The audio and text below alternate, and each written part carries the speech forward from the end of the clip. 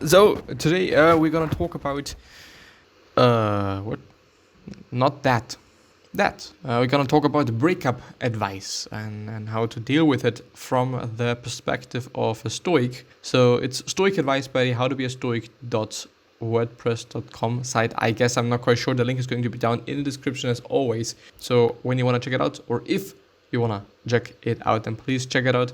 And it's a pretty cool website with quite some good articles. So I went through, that's the fourth one, I guess, maybe even five. I'm actually not quite sure, but they are pretty well, and also in terms of the writing, they are pretty well, understandable, easy to read, stuff like that, which is something that I've got to love and got to understand actually as well, very, very recently, very extremely recently. And so yeah, this is what we're gonna do, and this is what we're gonna make. This is what we're gonna have a look at.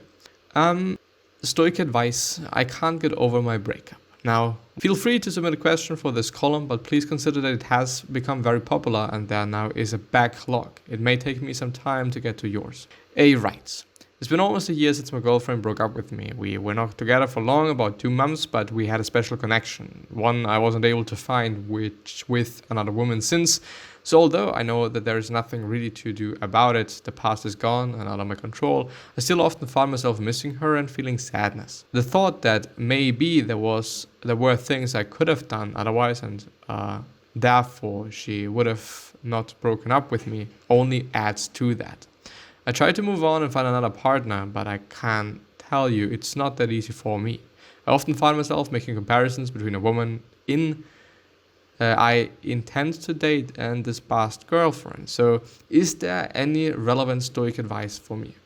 You gave yourself a partial answer already. When you wrote that you are aware that the past is gone and is out of your control, Seneca puts it most aptly. And there's a quote. What benefit is there in reviewing past sufferings and in being unhappy, just because once you were unhappy? 2 elements must therefore be rooted out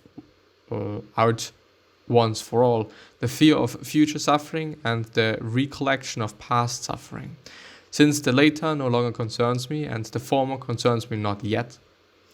Letters to Lucilius, it's the, what is it? I don't know, on the healing power of the mind, 14. Is it the 14th letter then? I don't know, there is a number, but I can't read Roman letters anymore. I've learned it once and I've just immediately forgotten about it. Which allows me to briefly discuss a common objection to Stoicism. Yes, it is all well and good that I know something at a rational level, but it is an altogether different thing to internalize the same notion.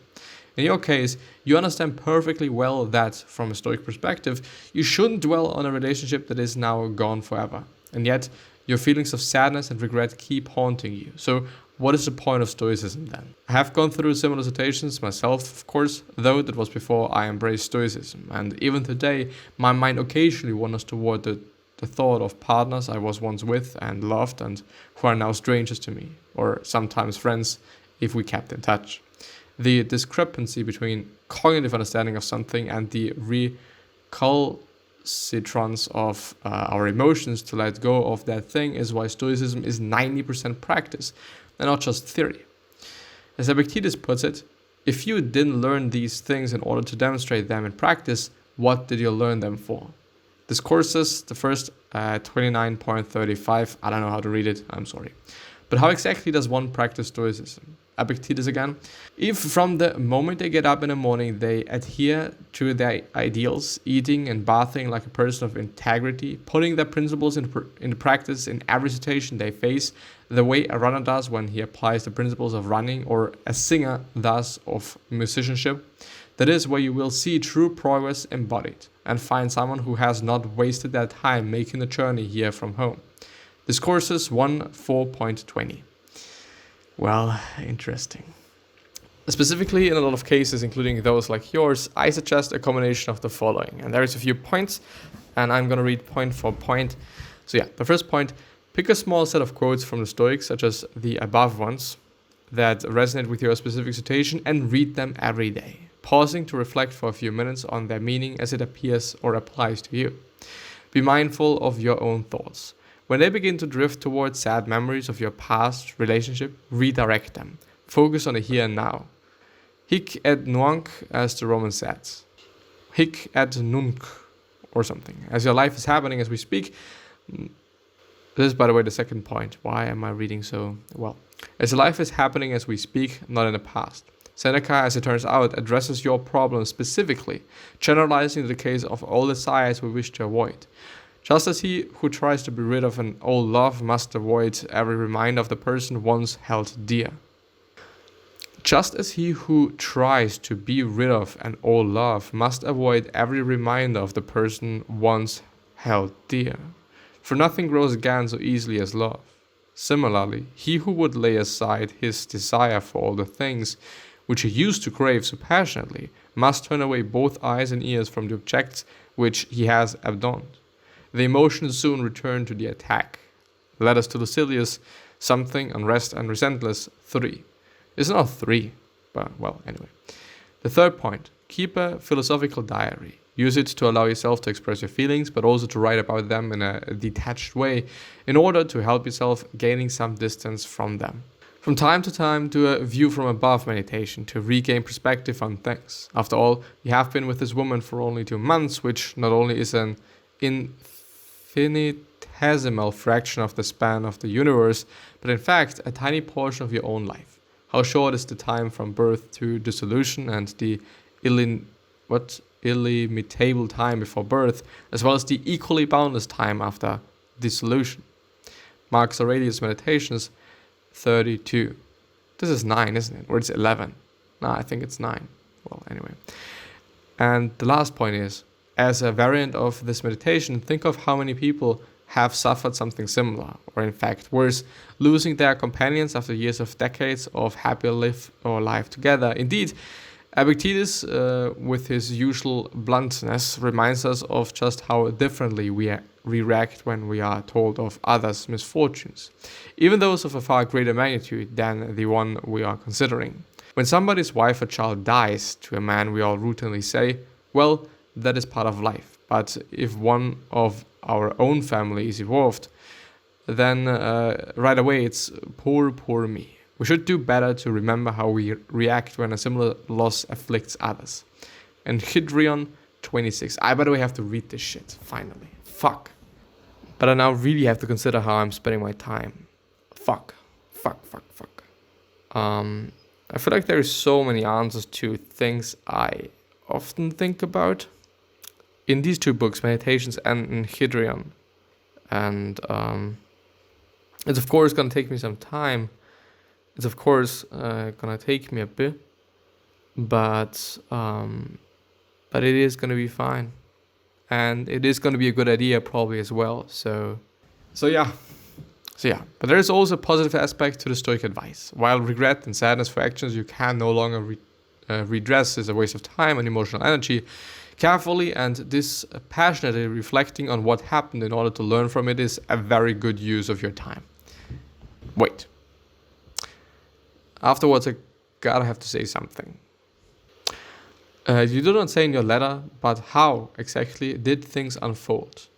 I take it that she left you. Why? Did it have something to do with your actions and behavior? If so, think carefully about how you may avoid repeating those mistakes in the future. If there was no rhyme or reason to her decision, then reflect on the ficklessness of Fortuna. One day you're at the top, the following one you feel miserable. Your only defense against that is to cultivate an attitude of equanimity. In love, as anything else, appreciate what you have when you have it, let it go when the universe takes it back. Very good point, because let it go when the universe takes it back. It's not like you have lost it, the universe, you gave it back, which is something that Epictetus, if I remember correctly, also said. Finally, think about why you convince yourself that you can't find another person. Maybe use your philosophical diary to address this topic as if you were writing a letter to a close friend in a similar predicament. It can't be that the problem is that your ex-girlfriend was so unique that it is impossible for you to find another woman worthy of your love. If you are inclined to think so, and if you allow me a bit of levity, check out this song by Australian comedian Tim Minchin. It will help put things in perspective. Ask yourself honestly, probe into your own motivations. maybe with the help of a friend, and then get back out there. There are plenty of wonderful people in the world, and life is better in the sense of a preferred indifferent, of course, when we are with one of them. By the way, can I follow him? But I could share it. I would love to share that. I would absolutely love to share that. It's an amazing article. So thanks for that. I thought on Stoic advice, I can't get over my breakup now. What? Ron Peters, April the 8th, 2017, 8:22 a.m. Excellent advice on regret and dwelling on in general. Oh, it's just a comment. But it is written by Massimo, apparently, which is a very Italian name. But I'm also going to have a look at this later on. But now I want to take on something. It is, at my point of view, very important to validate, and as he also just talked about it and has written about it, to see why it happened. You know, whether you have indeed done something and whether your behavior was one of the reasons for that, and it has been for me. And it's clear to me, and it was also something that was addressed in the relationship, but I didn't really do too much about that. And of course, afterwards, it's always just easy to saying like, wow, okay, you know, I should have done better and whatnot. I should have. I really should have. I should have just thought about that. I should have done something about that. And another problem that I'm, by the way, seeing, and I think this is something that we all can see, is, and funny as it is, I've been talking about it yesterday with somebody, that we tend to really only see the good things, and this is a bad thing, and not necessarily something that it is something that I absolutely can't suggest anybody to do, but it is something we just get into. It is something that we kind of default into quite. You know, this person was so good, this person was so amazing. We all have good and bad sides. I love to focus on good ones, but I always keep the bad ones in mind, and sometimes it's more difficult, sometimes it's easier. But what I most of all want to talk about and want to address very quickly is understanding that what you have is something that you can lose. Which means that if you are in a relationship, then think about what it is going to be like if you're not in this relationship anymore. It's going to be different. It's going to be fucking different. It is an amazing thing to have a person that indeed likes you and indeed loves you, if it is the case for this person, and having this person around you. It is an amazing thing. It's one of the most amazing things there is. Always having somebody to talk to, always having somebody that keeps an eye on you, and always having somebody that's there for you. You're never ever going to feel alone, and feeling alone is one of the just worst things there is. So think about that. Think about what you have. Think about what you have so that you don't have to say, oh, I should have seen that. I should have seen that back in the days. I should have seen that in the past. And it is the case for me. This is also why I'm pointing it out. I don't want you to make the same mistake. I don't want you to not see that somebody really is there for you. Because I've been like, well, I have just seen it afterwards, unfortunately. I've seen it afterwards, after the breakup. And I've seen like, well, you know what? This person was actually very good to me. And I was also very happy to communicate that.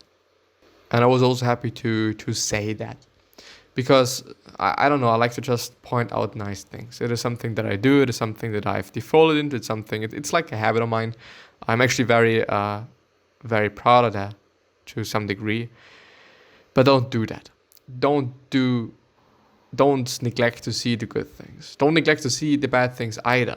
But you're having it very good. In whatever relationship you're in, unless it is very abusive and stuff like that, there's always some good things.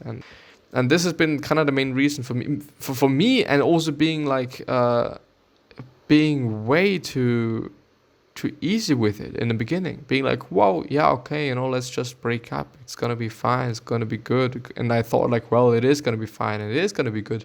But it is difficult. It really is. It really is one of the most difficult things in my fucking life that I had to go through up to this point. And the funny thing is, and it is so strange. My life sometimes is so strange. In the past 2 months, it's been the most strange thing in the whole entire fucking planet. I feel like so many weird coincidences, so many weird things happening, and I really feel like, whoa, what is my faith telling me? What is my faith trying to tell me? What should I do? And and what did I want to say? And I don't know, like, don't be like, well, it is gonna be fine, it's gonna be good, it's so easy to break up. It is easy to break up. It's easy to destroy just a thing that you've been building up for fucking years. It's fucking easy.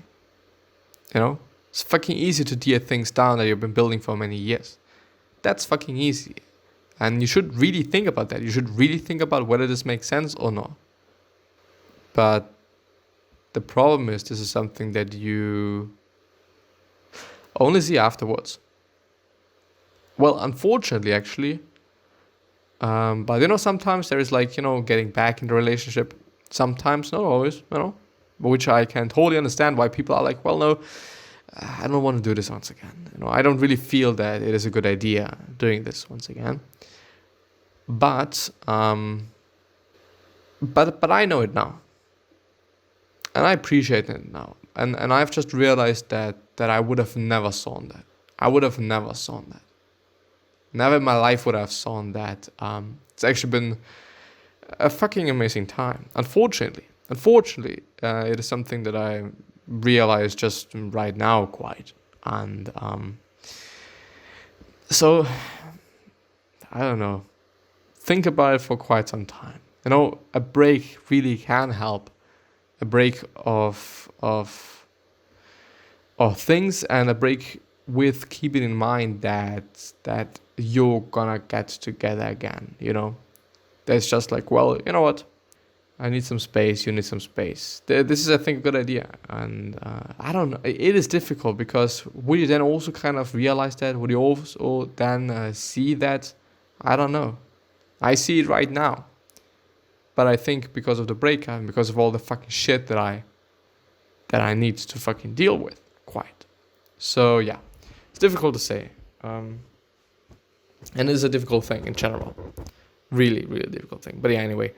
I wish you the best health of happiness and all success, and also hope that you're going to remind yourself and you're going to be remembered, which basically means your legacy, and basically means just being a nice person and then being remembered as a nice person, which is a pretty fucking cool thing indeed. And 3 other questions that I'm having you are: why are you here? What are you trying to change? And what is bothering you the most? These 3 questions are hopefully going to show you your purpose and maybe even a business idea, which is a fucking cool thing.